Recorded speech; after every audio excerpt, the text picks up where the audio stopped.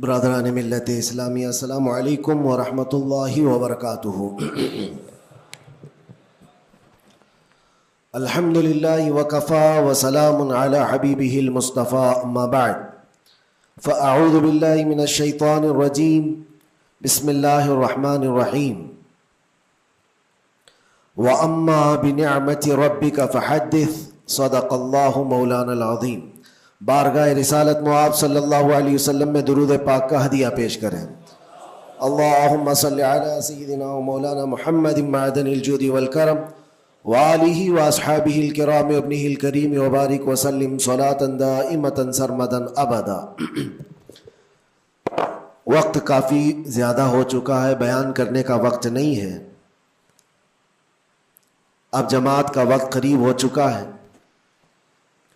چونکہ میں کافی دور سے آپ کے پاس آیا اور بیچ میں ٹریفک کے مسائل بہت زیادہ تھے، بہرکیف ہمارے حصے میں آج کے دن جتنا بھی وقت یہاں اللہ نے لکھا ہے اتنا ہم گزار کر کے جائیں گے انشاءاللہ۔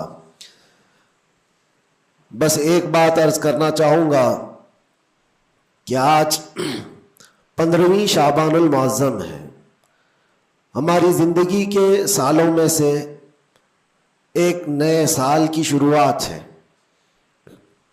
حدیث پاک میں ملتا ہے کل کی رات اللہ تعالیٰ فرشتوں کو سارے معاملات تقسیم کر دیتا ہے، بندوں کے متعلق کیا کیا چیزیں سال بھر میں ہونے والی، اور فرشتوں کو سارے احکام بتا دیے جاتے ہیں۔ اس میں سے بسا اوقات ایسا ہوتا ہے کہ کسی کی موت لکھی گئی ہوئی ہوتی ہے اس سال، لیکن وہ بندہ شادی کی تیاریوں میں مصروف ہے۔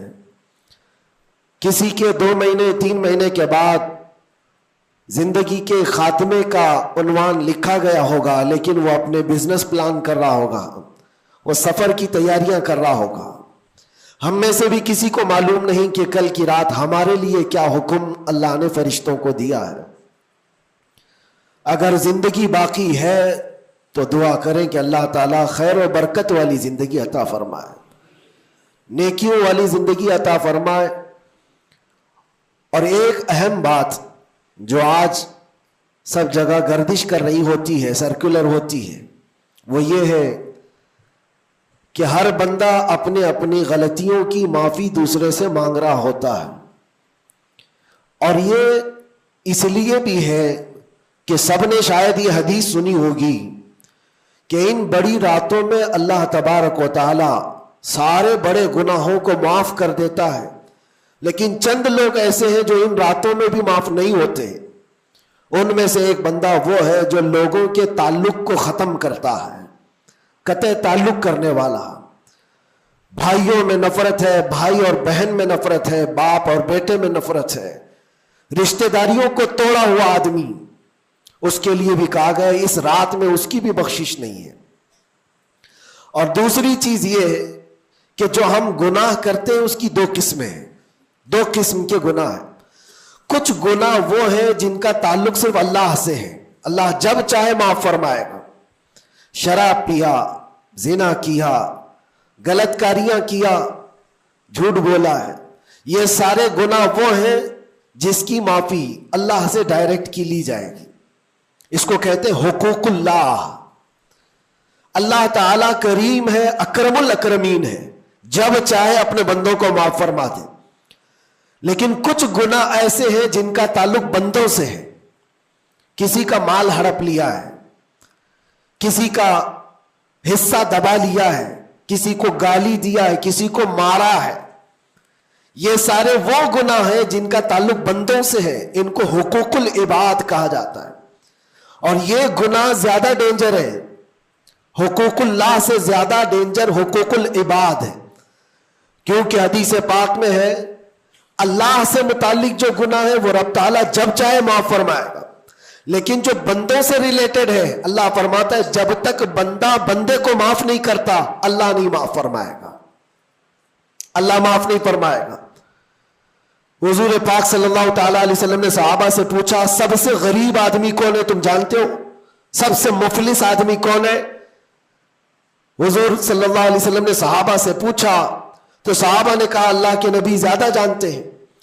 آقا کونین صلی اللہ علیہ وسلم فرماتے ہیں سب سے زیادہ غریب قیامت کے دن وہ نہیں جس کے پاس پیسہ نہیں، مال نہیں، نیکیاں نہیں، وہ نہیں، بلکہ میرے آقا فرماتے ہیں قیامت کے دن ایک بندہ ایسا ہوگا جس کی نمازیں بھی بہت تھی، صدقات و خیرات بھی بہت تھے، حج بھی کیا تھا، زکوٰۃ بھی دیا تھا، عمرے بھی تھے، نفل عبادتیں بھی تھی، اس کی بہت نیکیاں لے کر کے آیا تھا، لیکن جس وقت وہ عدالت الہی میں پیش ہوا تو کئی لوگ کھڑے ہو گئے، ادھر سے ادھر سے آئے، رب تعالیٰ سے کہنے لگے مولا یہ نیک تو بہت ہے، نمازیں اس کی بہت ہے، حج بھی کیا ہے، عمرے بھی کیا ہے، لیکن میرے پیسے بھی دبا کر رکھا تھا۔ کوئی کہتا ہے کہ مولا میرا حق اس کے اوپر بنتا ہے، اس نے مجھے گالی دی تھی، کوئی کہتا ہے کہ مولا میرا بھی حق بنتا ہے، اس نے مجھے مارا تھا، کوئی کہتا ہے مولا میرا بھی حق بنتا ہے، اس نے میرے پیٹھ پیچھے مجھ سے چغلی کی تھی اور لڑانے کی کوشش کی تھی، میرا حق بنتا ہے اس پر۔ تو یہ سارے حق طلب کرنے والے بندے کھڑے ہو جائیں گے اس کے خلاف جو نیکوکار تھا۔ اللہ تعالیٰ فرماتا ہے تم لوگوں کو اس سے کیا چاہیے؟ سارے بندے کہتے ہیں مولا ہم تو گنہگار ہیں، نیکیوں کی کمی ہے، اس کے پاس نیکیاں زیادہ ہے، اس کی نیکیاں ہمیں دلا دے۔ اب عدالت الہی کا یہ فیصلہ سنو، اللہ فرشتوں کو حکم دیتا ہے اس کے پاس جتنی نیکیاں ہیں وہ ان سب میں تقسیم کرو، جتنوں کا حق اس نے دبا رکھا ہے سب میں اس کی نیکیاں بانٹی جائیں۔